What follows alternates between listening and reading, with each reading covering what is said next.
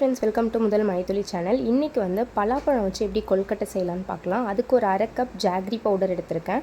கொஞ்சமாக தண்ணி விட்டு கரைச்சிக்கலாம். அது கூட பலாப்பழத்தை குட்டி குட்டியாக கட் பண்ணி ஒரு 4 பீஸ் பலாப்பழம் எடுத்திருக்கேன். அதையும் இது கூட ஆட் பண்ணி கொஞ்சம் நேரம் வேக விடலாம். வெந்து நல்லா வந்ததுக்கப்புறம் ஒரு மூடி தேங்காய் வந்து நான் இதில் ஆட் பண்ணியிருக்கேன். தேங்காய் கூட 2 ஏலக்காய் சேர்த்துருக்கேன். சேர்த்து பண்ணிங்கன்னா பூர்ணம் வந்து ரெடி ஆகிடும். தேங்காய் போட்டோன்னே அது நல்லா கெட்டியாகிடும். ஸோ அவ்வளோதான், பூர்ணம் ரெடி. நம்ம மாவு எப்படி பண்ணலான்னு பார்க்கலாம். உங்களுக்கு டேஸ்ட்டுக்கு வேணும்னா கீ ஆட் பண்ணிக்கலாம். நான் வந்து 1 ஸ்பூன் ஆட் பண்ணியிருக்கேன்.